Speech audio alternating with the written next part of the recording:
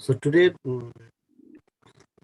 Yuri has requested me to talk a little bit about devotion. So I'll be speaking about a little bit about devotion. Now, let me say in this way that in this world we see things, we try to understand the things, how we are how we are approaching this world, how we are perceiving this world. That matters. Now, most of us, what we do, we we use our senses, we use our prejudices, that what we believe, that this is like this is good, this is bad. These things are very common to us. In spiritual world, what we do, we say that okay, there is a power, what we refer as God. God is not sitting somewhere in the heaven. It's not like that. It's a very childish imagination about God. God is not something like that. No, that which is controlling everything, that which is the essence of everything, that which is the supreme of everything, is referred as God. Or in Vedantic terms, it is referred as Brahman or Atman. In common word, we usually say as God. Now, how to understand this? Spirituality in practice, that we try to realize, that the God realization, how to realize God. We to realize every time our realization is all about this world. We realize world. We realize this man is good, this person is good to me, that person is not doing good to me. This is helping me, he or she is not helping me. We always feel like this. Here it says that you are always, means we are, what we are doing, we are trying to use this world, trying to know about this world. We are busy in that way, that we are trying to know about the world. Who is a friend of me? Who is a helping hand to me? We always try to know about this thing. We are exploring this. In spiritual world, when somebody goes to Guru, the Guru says that what are you doing? You will finish up your life, the span of the life, it will be finished, but you won't find the gold. What to do? Better you search for God. Now let me tell you a story. This is the story of Swami Vivekananda. The Swami Vivekananda, when he first time met his master, his spiritual master, Sri Thakur Sri Ramakrishna Dev. Swami Vivekananda, from the very early age, he was very young, around 15, 16 years old. He, from the very early age, he searched for God. He had a curiosity about God. He wanted to know, he wanted to realize what is God. So he came to know one day that Sri Ramakrishna Dev is a God realized person. He has realized God. So Swami Vivekananda was at his teen at that time. He went to him, and he was a very good singer. So he sang some beautiful song, some bhajans. So Thakur liked it. When Thakur, after singing, when Thakur approached him, he said, Swami Vivekananda asked him a question. May I ask you a question? Thakur said, yes. Straightway, Swami Vivekananda asked him, have you seen God? Have you ever seen God?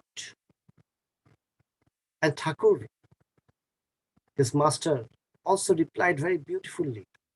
In a straight way, he said, "Yes, I have seen God, just like you. I'm seeing you, just like you. I have seen God."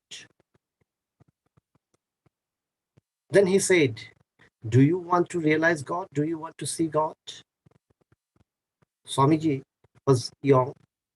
He became very curious. "Yes, I want." So Thakur touched him with his blessing at that time, with that magic touch. At that moment, everything changed. Swami Vivekananda, at that moment, he saw this world just melted. His surroundings, whatever is there, has melted. Everything is turning to God, the consciousness, the light. He then cried out, "If everything is God, then what will happen to my father? I have my parents. What will happen to them?" So Thakur understood, "Oh, you are still very young. Okay, okay." So he he just recovered him from there. That was his first realization, Swami Vivekananda's first realization. But it took him a long time to understand what he has realized. What Thakur did, Thakur actually changed his approach. What we do, we use our senses, we use our consciousness, we use our everything to understand about the world. Now, a guru, a spiritual person, what he does, he changes that direction. He changes that direction. He says, use your consciousness to explore God. Try to understand what God is. See everything. Whatever you are looking at, that is nothing but consciousness, nothing but Brahman, or nothing but God itself. It's very beautiful. Now, as I said you, that as the spiritual power, just like Thakur Sri Ramakrishna Dev, with a very simple touch, with his magic touch, he gifted, he elevated the conscious level of Swami Vivekananda to that level when he could feel that everything is melted into God, everything is God itself. That is very, very precious thing. Now, it is not common to us.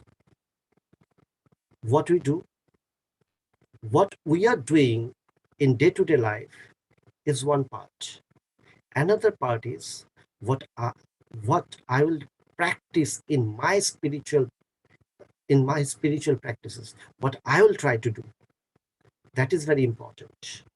Swami Vivekananda, later he said that once Lord Buddha realized God, or Jesus realized God, or Muhammad realized God, that does not matter. What matters? If I realize God, that matters. We can hear stories, we can go on telling these stories years after years, hours after hour. That will satisfy our ears, that will satisfy some of our emotions, but it won't feed us.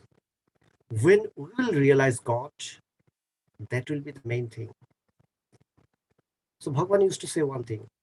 The first criteria is you need to first promise to yourself that yes, I will devote myself to realize God.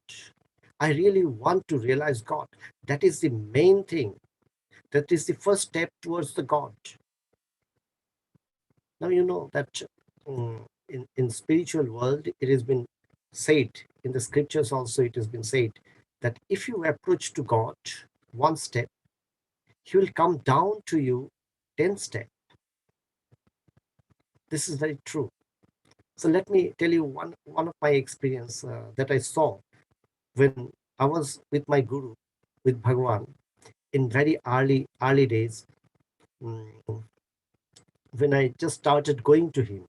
It happened that once it happened that a lady, she was very ill. She was been admitted to a hospital, and for almost for 15-20 days like that, she was been hospitalized. She was very ill, and she when she was released at that day, it was Guru Purnima. So she told her husband that I first want to go, I first want to see my Bhagwan, my God, my Lord. I want to see Bhagwan. Then I will return back to home. So straight away from the hospital, she came to meet Bhagwan. At that time, we were celebrating Guru Purnima. The festival of Guru Purnima was going on.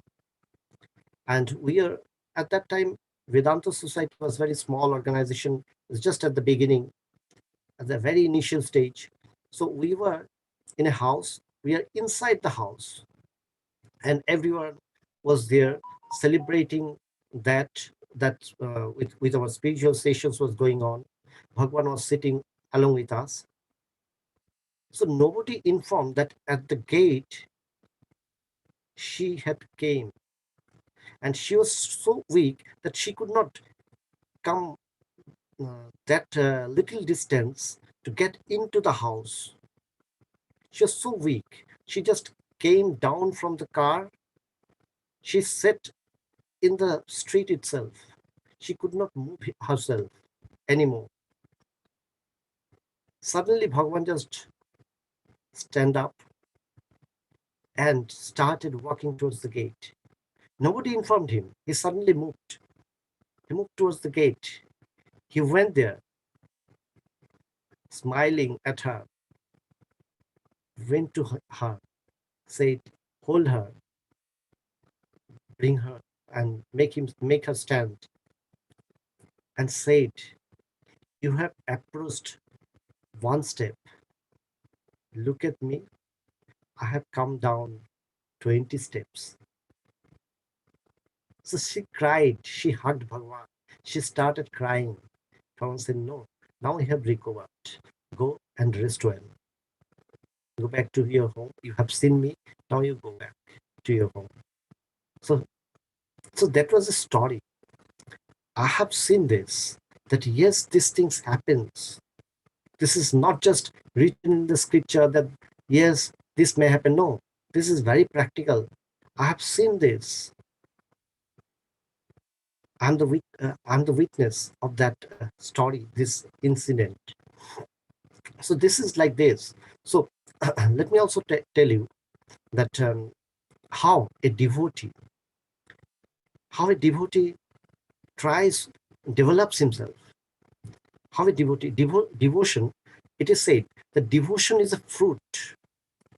You know that when you devote yourself, when you are surrendering yourself, when you are totally dedicate yourself to realize that supreme, to realize God, after much practice, after the purity you are, what is the purity? The sincerity itself is the purity. When you are sincere, when you are very honest with that single desire that you nurture in your heart, that I just want to realize God, nothing else I don't want, nothing else I want. From this world, I don't want anything. I just want my God. I just want to realize God. With that, when a devotee, when an aspirant develops himself or herself, continues to develop like that, after some practice, they develop a emotion, a desire, a very strong tendency towards God. What happens? You know, when I started going to Bhagwan, Bhagwan then told me that, you know, when somebody practices spirituality, what happens? Each of our cell the cell of the body, it turns, it changes. So I was very young. I was 17, 18 years old. So I was thinking how it could happen that my skin will change. So it will just turn. So I have taken at that time the words very literally. So I thought, what he is trying to say to me, I didn't understood. Much later, I understood what he tries to say to me. He tries to say to me that yes, with you this means when you will develop, when you dedicate yourself with that journey, everything will change. Everything will change. Then your senses won't listen to this to the sound of this world. Rather, your ears will be for the sound of God only. You'll be listening to the God only. Your eyes will see not the beauty of the world. Rather, your eyes will pick only the God, He who has created everything. You'll see the beauty. You'll feel that. So that is the thing. That is the devotion. So devotion is a fruit. So it's beautifully said in Naradiya Bhakti Sutra, the devotional scripture, one of the famous devotional scripture. It is said, bhakti or devotion is the fruit. When a devotee develops in such a way in love of God, then in his heart, the prize that he earns from God, the blessings that he receives from God, is devotion. That is the change. When somebody earns that devotion for God, what happens? In his heart or in her heart, just the one thing remains, that is God. The one thing remains, the love. The one thing remains, the blissfulness. He or she is always satisfied, never bothers about anything else. Now, outwardly,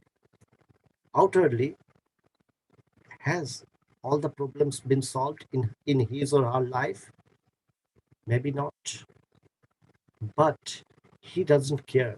He or she doesn't care. He just cares about his devotion. So let me tell you another story. A great saint of India, his name was Ram Prasad. He was around uh, almost 200 years ago, and he was a devotee of Mother Kali. He he wrote a lot of songs. He composed a lot of songs, the songs of Mother Kali. He praised her. So his name was he. He One day it happened. He lived in a village, small village, and as he was mad about God, he didn't care anything. He didn't follow the rules and regulations of the world. He was just mad about God. He doesn't care about anything. His family supported him. So one day it happened that he had his wife and a small daughter. So one day he was making the boundary of his own. So with some bamboo sticks, he was making his boundaries of his garden, and he was singing. He was chanting the songs of Mother Kali. Then he was, that bamboo sticks to be stitched with wire. So that needs a help from the outside. Somebody would be just rotating mm, uh, that wire back to, then it will be stitched. It will be like something like that. So he was busy with that, and he was singing. And he felt his daughter is just rotating the wire. So he thanked his daughter, "Oh, you are helping me out." So when he completed the whole boundary, making the whole boundary completed, he erected that. Then he suddenly saw, looking inside, his daughter sleeping there. He became curious how it could be. He then went to her,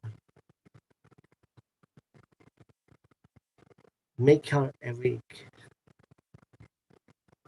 "Have you not helped me there in making the boundaries?" He said, "No, I was sleeping." "Then who helped me?" Then he realized it was the mother. Mother herself came down to him and helped him to erect the boundary. So these feelings, these things are very true. This happens. This happens with the devotees. This happens.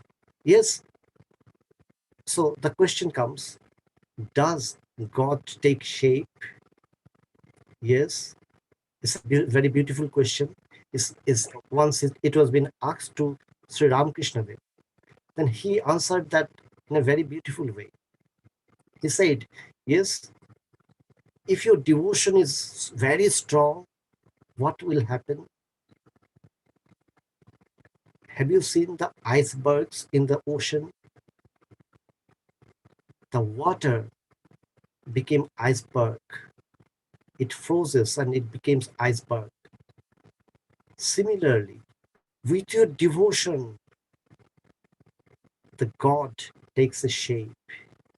It comes down to you. It plays with you.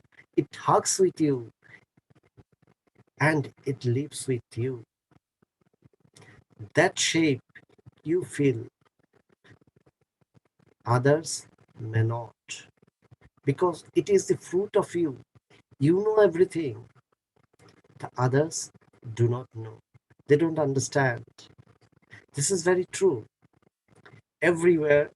Now, what is that? Now, people will say generally, you need to put faith on God. We don't say faith. We say God is the true. God is there.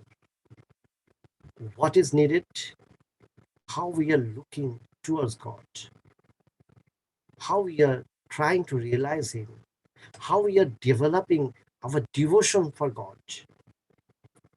When in our heart is just like that, let me come back to the Thakur's word, Thakur Sri Ramakrishna Dev's words.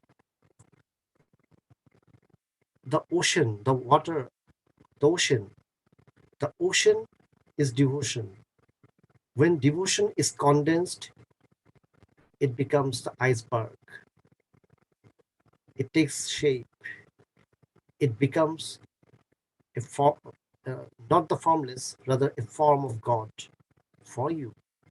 With your mm, with your devotion, condensed devotion, you have imagined a particular form of God. As I told you the story of the Ramprasad, Kamalakanta, all these great saints of India, they have, with their devotion, they have uh, seen these things. They have played with God. So there are a lot of stories. Now, does God play with us? There's a very beautiful song, a bhajan in India. It says, a person is asking a question that, does God take food? So in the song, the devotee answers, of course he does. Don't you eat food? So why not? My God also eats food. So let me, before concluding today, let me tell you a very small story. It's a story of faith also. So it's a very beautiful story, very beautiful story. I really love that. And it's a very true story. It happened in southern India. Mm, once, once a priest, he was a very dedicated and very pious priest of a temple. He followed all the rituals, all the discipline, the spiritual discipline, everything in a nice way. So one day it happened, the Brahmins, the priest, used to go to, I mean, so whoever called them for some worship, for some yajnas, they used to go there. For that, they were being paid. In that way, they that is their profession. In that way, they lead their life. So one day it happened that he need to go to a distant person, means to a distant city. There he has to perform a yajna. So now, who will worship in his temple? So very early morning, he wake up, he prepared everything. He just told his young son, his son was just a kid, to see, I love you really. Today I'm going to a distant village. There I need to worship. There I need to perform a yajna. So I'll be little late to come back. But our God in the temple, he'll be hungry.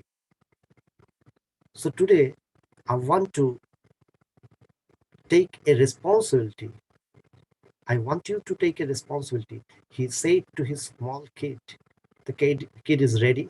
When when kid, if you give responsibility to the kids usually take that responsibility with all sincerity. He's instantly is ready. Yes, I'm now old enough. I could take the responsibility. What I need to do? Go and feed God.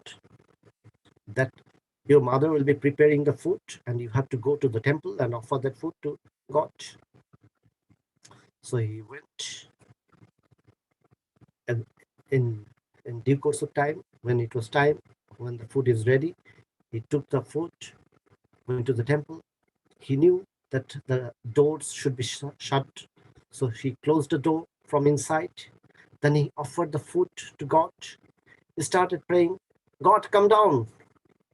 I have served the food. Now take it. But God is of stone. God is of stone. He doesn't move. He doesn't answer. The little kid didn't believe that. He started crying. God, today my father has given me a responsibility, and today, if you don't take the food, then he will say, I'm I'm not a responsible kid. I'm not a worthy son of him. You should take the food. You have to take the food. And he urged again and again. He started crying with that intensity of love, with the devotion. The God came down. God started taking, the sweets. So at that time, it was quite late. All the way, he was praying, he was crying, he was shouting to God, God, you have to come down, come down. And it was quite late. By that time, his father also came, his mother also got curious, why my little kid has not returned home. So everybody approached to the temple. What happened? When they had went there, they saw that the door of the temple is closed from inside. They thought maybe our kid slept, or something had happened, or he maybe is sleeping. So they shouted from outside, but nothing, no reply came from inside. They then everybody just started pushing the door, and they broke the door. When the door just suddenly opened, At that moment, actually, the kid was seeing the god was taking the sweet and he was eating. Suddenly, the door opened. All the people, the parents, the priest, everybody came in. They saw that this the statue of the god, the stone statue of the god. On that stone statue is sweet. God is holding a sweet. It is half eaten, and that sweet is also made of stone. It was not there earlier. So everybody got astonished. How it could be? To that kid, it was very natural. He believed, yes, God has to come because we have prepared food for him. He has to come down, he has to take food. And what he did is natural. He started shouting on their father, Father, you didn't allow God to complete his food. Why you broke the door in? You should have waited. Now, this is the story, very true story. Now, devotion is something like that.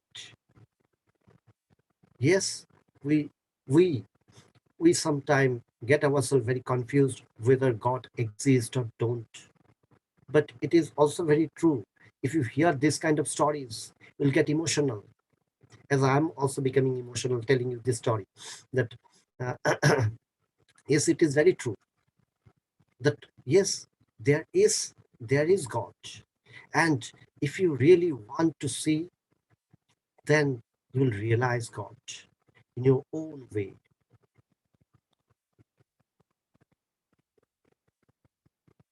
So I'll end up here discussion. If you have any question, you can ask me. You know that what you want means what we desire. That is very important. Now, in this world, mostly we desire about the worldly matters. Now, when somebody desires very strongly in their heart, they nurture one desire that I need to realize God, then things will happen in different way. So what makes things very easier? Getting in touch with the master, spiritual master. He will help you always to get your focus going. Now, it is also very important. It says that uh, in our scripture, in Upanishad, it says, Vedanta Bhakkeshishu Shadharamanti. That means you need to um, always be with the thought of Vedanta, or in the path of devotion, we'll say that with the thought of God, you need to always go on. You need to work for God. You need to think about God. You need to devote yourself to God. So every moment, each moment, you'll be holding the sense of God always with you. You'll carry Him. So let me tell you one thing, that how our spiritual master Bhagwanji, how he started his life. He was also a very common person. In his life, one day it came a realization to him. He thought that I have seen everything, social life, political life, cultural life, and everything. I know I didn't found anything that valuable. Now I want to explore spiritual world. There might be something very precious. So he then fell in love with Thakur Sri Ramakrishna Dev. What he did, he take a picture of Sri Ramakrishna Dev, always keeping that picture on his book pocket. He kept all, that picture always with him, just to remind himself, I need to think about him always. Yes, that is the picture of Sri Ramakrishna Dev. So anyway, means any picture, you can keep the picture of Jesus, or you can have a locket of Jesus with you, the cross. which remind you that I need to hold these thoughts. I need to contemplate it always. And you need to inspire yourself. But it is also very true that without the help of Guru, who would be inspiring you, it's just like Guru is just like Bhagavan sometimes say to us that, I'm just like the burner, always giving the heat to you. So my words is that heat. My love is the heat. And you always get that spirit. You always have the energy to think about God, to contemplate about God, to get going with spiritual practice. Otherwise, this world is is, is a how could I say that this world is is a peculiar thing, is a illusion. In this illusion, in this world, something will happen and you will lose your track. That you feel always. That is going smoothly. I do believe God. I have some realization about God. Okay, I'm going. But then suddenly it happens. Then everything as if I forget. I forget everything. Now that happens. Now Guru, when you come to Guru, Guru will hold you tight. He's the master, always hold your hand. He won't let you go anywhere without realizing God. He will urge you again and again. You have to realize God. You have to go. So you have to think. You have to contemplate. So he will urge you. That that actually helps in life. Otherwise, you have to develop a very strong urge for God.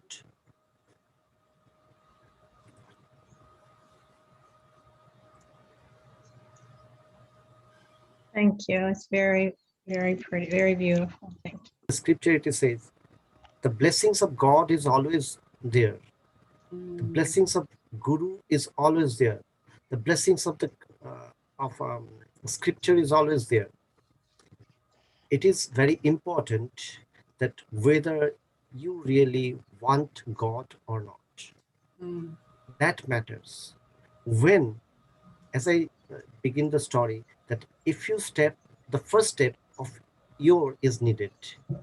Our first step towards God, that matters. So that is everything. I've heard if you take one step towards God, he takes 10 towards you. Yes. Thank you. Blessings. Thank you. Thank you.